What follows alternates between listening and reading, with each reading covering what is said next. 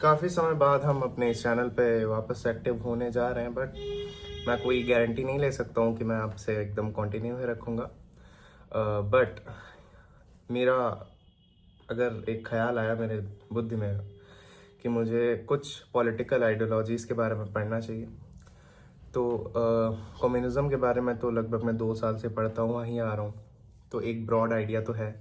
मतलब उतनी डेप्थ में मैंने नहीं पढ़ा है कम्युनिज़्म को, बट मैं इतना जानता हूँ कि कम्युनिज़्म है क्या, शुरुआत कैसे हुई, कौन कौन इम्पोर्टेंट फिगर हैं, इसकी जानकारी मैं रखता हूँ। बट अभी कुछ समय पहले मैंने ओशो के चैनल का सब्सक्रिप्शन लिया, ओशो हिंदी का। तो उसमें एक श्रृंखला थी समाजवाद से संबंधित। तो चूंकि मैंने समाजवाद को थोड़ा बहुत पढ़कर रखा है और जाना भी है, तो मुझे लगा कि ओशो के विचार जानना इसमें बहुत ज़्यादा ही जो है ज़रूरी होगा, आवश्यक होगा कि पता तो चले कि एक अगर आइडियलिस्टिक आइडियोलॉजी है जो चाहती है कि समाज एक कैसा होना चाहिए, यूटोपियन विजन रखने वाली। ऑफ कोर्स ज़्यादातर आइडियोलॉजीज ऐसी ही होती हैं जो प्रैक्टिकल भले ही ना हो पर थियोरेटिकल में बहुत अच्छा साउंड करती हैं, और हम ये कल्पना करते रहते हैं कि अगर ये आज के समाज में आए तो कितना क्या होगा। जैसे राम राज सब नर करें परस्पर प्रीति, चले सुधर्म निरत श्रुत नीति। अगर ये आइडियोलॉजीज के बारे में हम किसी नए अच्छे दार्शनिक से समझे जो मॉडर्न वर्ल्ड को देखा हो जिसने, तो काफ़ी इस चीज़ में एप्लीकेशंस का भी पता चल सकता है, प्रोज एंड कॉन्स क्या है, लिमिटेशंस क्या है। तो मैंने चूँकि 8 या 9 श्रृंखला की वो पूरी श्रृंखला है 8 या 9 वीडियोस की, तो उसमें मैंने 2 वीडियोस कंप्लीट करे। उसके बेसिस पर मैं आपको ओशो के विचारधारा क्या है वो समझाना चाहता हूँ।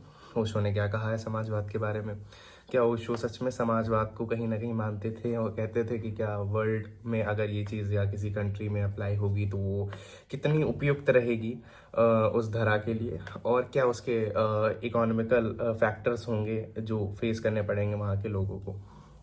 तो शुरू करते हैं। सोशलिज्म बात करता है पॉलिटिकल आइडियोलॉजी से ज़्यादा एक इकोनॉमिकल रिवोल्यूशन के बारे में।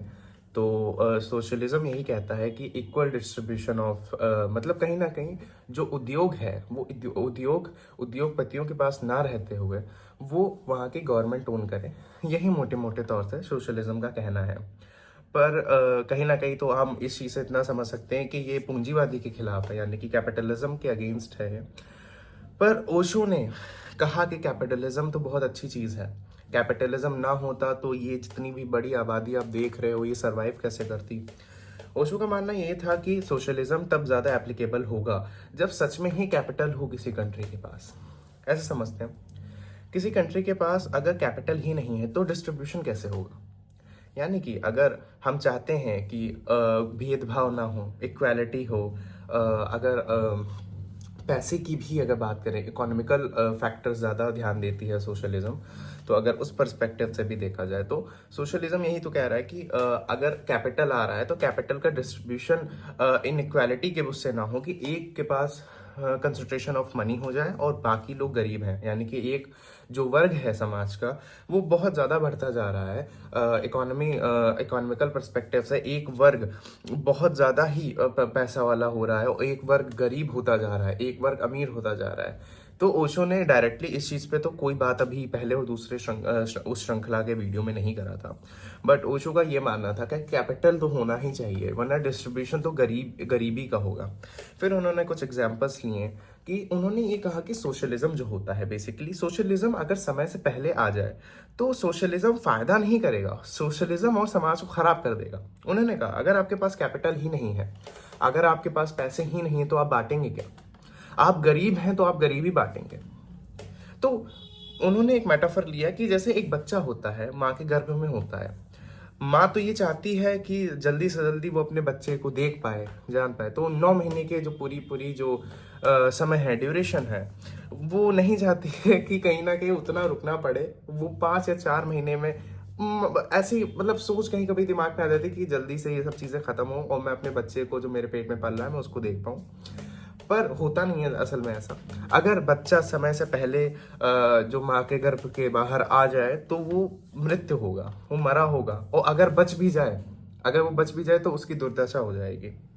ओशो ने ये मेटाफर यूज करा, उन्होंने ये बताया कि रशिया में एक समय पे जो चूंकि ये जब श्रृंखला बनाई गई थी, तो ओशो कह रहे थे कि उस समय रशिया बहुत गरीब देश था और रशिया ने समय से पहले ही समाजवाद को एक्सेप्ट कर लिया, समाजवाद को मान लिया कि हाँ चलो समाजवाद लाते हैं और समाजवाद को एक्सेप्ट करते हैं।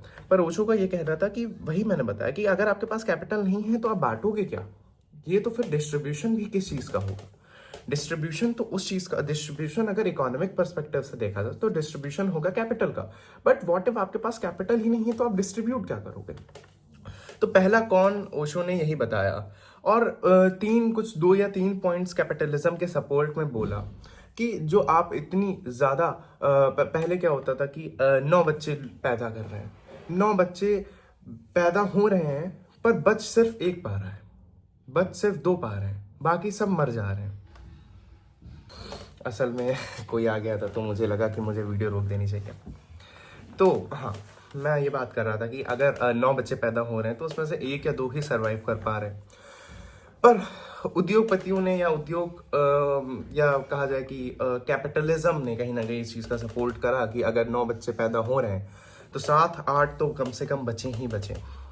तो ओशो ने कहीं ना कहीं कहा कि अगर आप देख पा रहे हो कि सबको एक अच्छी लाइफस्टाइल मिल पा रही है, सबको सब कुछ मिल पा रहा है, तो वो कहीं ना कहीं कैपिटलिज्म से ही मिल पा रहा है।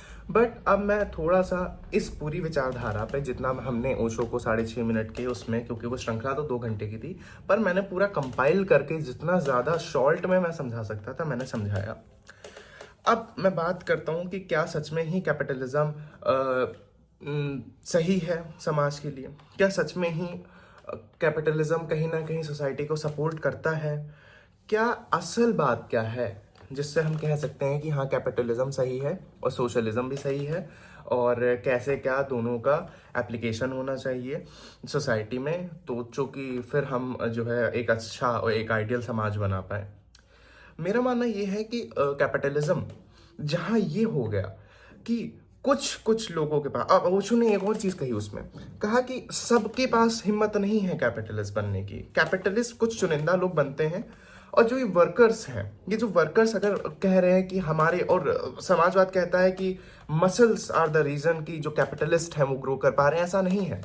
कैपिटलिस्ट अगर ग्रो कर पा रहे हैं तो उसका कारण है कि वो बौद्धिक तौर से इतने ज़्यादा कहा जाए कि वो सफल हैं कि वो अपनी बुद्धिमत्ता के से वो एक अच्छे उद्योग को जन्म दे पा रहे हैं, एक अच्छी इंडस्ट्री बना पा रहे हैं, और जो मैन पावर है, मैन पावर के, और सोशलिस्ट क्या कह रहे हैं कि मैन पावर की ही वजह से ये चीज़ हो पा रही है। बट ओशो का क्या कहना था? ओशो कह रहे थे कि मैन पावर भी इतनी ज़रूरी नहीं है, क्योंकि मैन पावर को हटा देगी टेक्नोलॉजी। और ये 1980s या 1970s की श्रृंखला है, तो आप सब देख पा रहे हैं कि आज एआई हटा पा रहा है। और ओशो ने बहुत पहले ही क्लेम कर दिया था कि ये जो तुम मान के चल रहे हो कि मैन पावर या मसल्स आर द रीजन कि उद्योगपति बढ़ पा रहे हैं, तो इसका ये पूरी बात ही बेकार है। पर कहीं ना कहीं मैं ये चीज़ मानता हूँ कि तभी ना, पर एक जो माइंड है जो इस पूरी इंडस्ट्री को ग्रो कर रहा है, तो वो कैसे हो सकता है कि वो एकदम भला भला चाह रहा है? फिर यहाँ पे चेतना की भी तो बात आती है। हम अगर इसको एक स्पिरिचुअल पर्सपेक्टिव से देखें तो हम ये कह रहे हैं कि भैया, अगर हम उस समय की ही बात करें तो उस समय अगर एक व्यक्ति है और उस समय टेक्नोलॉजी बहुत लिमिटेड है और मैन पावर की वजह से इंडस्ट्री ग्रो कर पा रही, तो उस समय के भी पर्सपेक्टिव से तो देखा जाए तो फिर तो वहाँ के लोग, जो मैन पावर है और जो मसल्स हैं, यानी कि जो लोग जो काम कर रहे हैं, वो भी तो एक्सप्लॉइट हो रहे हैं। एक्सप्लॉइटर कौन है? एक्सप्लॉइटर तो कैपिटलिस्ट है ना। तो कैपिटलिज्म कैसे सपोर्ट कर रहा है इस चीज को कि भाई 9 बच्चे पैदा हो रहे हैं? पहली बात तो यही है कि अगर 9 बच्चे पैदा हो रहे हैं तो रिसोर्सेज भी तो देखने पड़ेंगे। तो यहाँ पे तो दूसरा पॉइंट भी आ गया कि भाई 9 बच्चे पैदा हो रहे हैं, और 9 बच्चे पैदा करने का क्या कारण हो सकता है? क्या कारण है कि 9 बच्चे पैदा हो रहे हैं एक समाज में? क्या रीजन है कि 9 बच्चों का पैदा होना इंपॉर्टेंट है? और वी नो इट कि 9 बच्चे क्यों पैदा हो रहे हैं। तो ओशो ने 2-3 पॉइंट्स दिए हैं यहाँ पे कि भाई जो तुम कह रहे हो कि गरीब की क्षमताएं बहुत मतलब कहीं ना कहीं मुझे ऐसा लगा कि यहाँ पे ओशो कहीं ना कहीं सही बात कह रहे हैं, पर बहुत पॉइंट्स पे ओशो गलत हो सकते हैं। मैं नहीं कह रहा हूँ गलत है, हो सकता है मेरी बौद्धिक लिमिटेशंस के कारण कि मैं नहीं समझ पा रहा हूँ कि ओशो क्या कहना चाह रहे हैं। बट जितना मैंने समझने की कोशिश करी है, तो कैपिटलिज्म अगर कंसंट्रेशन ऑफ मनी को सपोर्ट कर रहा है, जो कि कर रहा है कि एक वर्ग के पास बहुत ज़्यादा पैसा आ रहा है और एक वर्ग गरीबी के मारे मरा जा रहा है। तो यहाँ पे तो कहीं ना कहीं कैपिटलिज्म ही बढ़ रहा है। और सोशलिज्म का तो ओशो कह रहे थे कि मैं सोशलिज्म को मानता हूँ, पर मैं उस सोशलिज्म को नहीं मान रहा हूं जो उस बच्चे की तरह है जो अपने 9 महीने के दरमियान से पहले आ गया। क्यों? क्योंकि वो फिर एक्सप्लॉइट करेगा। तो कैपिटलिज्म को तो कहीं ना कहीं ओशो कह रहे हैं कि ये चीज सही है, बट सोशलिज्म को भी कह रहे हैं कि ये सही है, पर उसके पीछे वो एक जो है रीजन ये दे रहे हैं कि हाँ सही है, पर अगर वो समय पर आए, अगर आपके पास कैपिटल नहीं हो, अगर आप चाह रहे समाजवाद समाज में आए, तो वो कहीं ना कहीं गरीबी का ही डिस्ट्रीब्यूशन होगा, वो कैपिटल का डिस्ट्रीब्यूशन नहीं हो सकता है। तो यही था ओवरऑल ओशो का कहना कैपिटलिज्म पर, सोशलिज्म को क्रिटिसिज्म दिया ओशो ने, और यही हमने ओवरऑल समझा कि क्या मामला है इस पूरी सिचुएशन का।